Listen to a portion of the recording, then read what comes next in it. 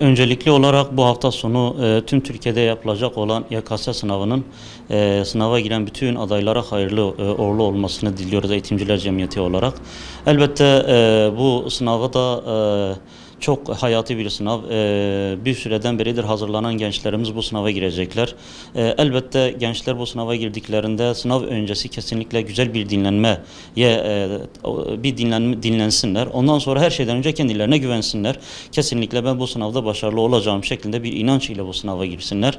Ve rahat bir uyku alsınlar. Ertesi gün rahat bir şekilde sınavlarına girebilsinler. Bu noktada elbette psikolojik olarak hazır olmaları gerekiyor. Zaten bu süre içerisinde testlerini çözdüler, konu tekrarlarını yaptılar, gerekli bütün çalışmalarını bitirdiler. Bugün artık bu hafta sonu sağlıcakla sınava girecekler. Bu sınavda elbette şu çok önemlidir. Her şeyden önce heyecanı bir kenara bıraksınlar.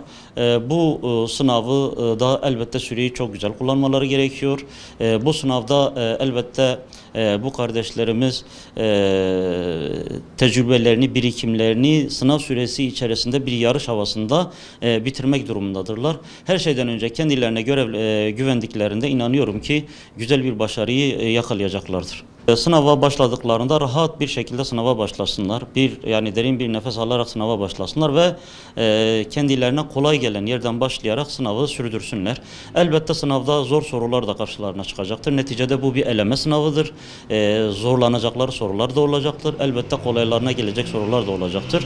Yapabildiklerini güzel bir şekilde yapıp bitirdikten sonra yapamadıklarına dönsünler. Yapamadıklarına takılıp zamanların çoğunu yapamadıkları soruları harcayarak zamana karşı bir yarış olan bu sınav sürecini heba etmemeleri gerekiyor. Elbette bu noktada kolaylarına gelen soruların hemen pratik bir şekilde yaptıktan sonra zorlandıkları sorulara bir soru işareti koyarak veyahut da kendilerine göre bir işaret koyarak ikinci soruya bir sonraki soruya geçerek diğer sorularının çözümünü bitirdikten sonra geride kalan soruların çözümüne dönüp onları da bitirmeleri gerekiyor. Elbette bu noktada kesinlikle heyecana kapılmamaları, gayet sakin, gayet böyle dingin bir anlayış ile sorularını çözmeye çalışsınlar. Neticede bu yarışta en iyi şekilde sonuna kadar sabreden ve bu hususta yarıştan kopmayan insanlar başarılı olacaklardır. Bu sınavın elbette en önemli bir parçası da velilerimizdir. Velilerimizin çocuklarına yönelik çok güzel bir ortam hazırlamaları. Daha doğrusu bugüne kadar birlikte oluşturdukları çalışma ortamını son güne kadar sürdürmelerini ve bu son günde de çocuklarını ertesi gün sınava girecekken rahat bir şekilde sınava girmelerini sağlayacak bir anlayışta onları hazırlayıp sınava göndermeleri gerekmektedir. Biz inanıyoruz ki velilerimiz zaten bu hususta gereken hassasiyetleri gösteriyorlardır.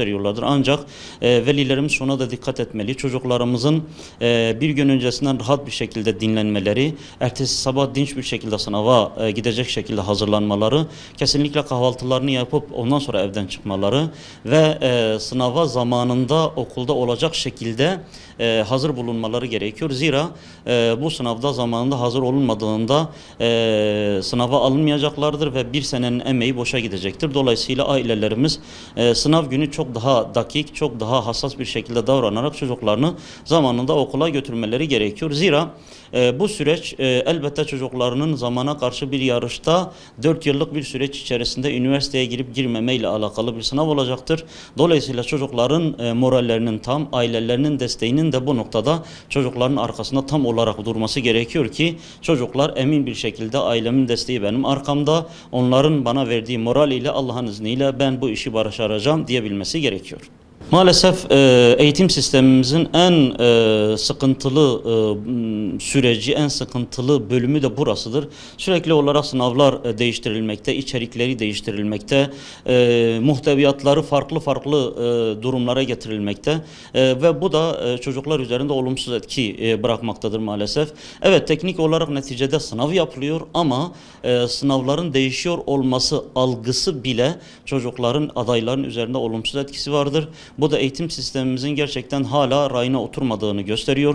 Özellikle çocukların yüksek öğretime geçişinin bir kademesi olan üniversite sınavının YKS'nin ise üzerinde sürekli değişiklik yapılması kabul edilebilir bir şey değildir. Eğitimciler Cemiyeti olarak bu sorunun acilen bir çözüme kavuşturulması, eğitim sisteminin, üniversitelerin, Milli Eğitim Bakanlığı'nın ve ilgili STK'ların bir araya gelerek gerçekten ülkemize yakışır bir eğitim sistemini, formatını oluşturmaları ve sürekli olarak gençlerin kafasında eğitim sistemi nedir, değişiyor, sorun üretiyor, işte sınavlar şudur, daha zor bir sınavla mı karşılaşacağım gibi bir algıdan ziyade çocuklarımızın bir eminlikte girebileceği bir eğitim sisteminin bir tezahürü olarak sınav sisteminin de sağlıklı bir zemine oturtulması ve herkesin işte sınavlar değişmiyor, içerik değişmiyor. Dolayısıyla ben bu şekilde hazırlandığımda Allah'ın izniyle başarılı olacağım diyebileceği bir sınav sistemini görmek istiyor. Eğitimciler Cemiyeti olarak bu soruna bütün Türkiye'de eğitime odaklı STK'ları, ilgilileri, yetkilileri göreve çağırarak eğitim sisteminin içerisinde önemli bir yer tutan sınav sisteminin de bir formata, düzgün bir formata oturtulması gerektiğine inanıyoruz.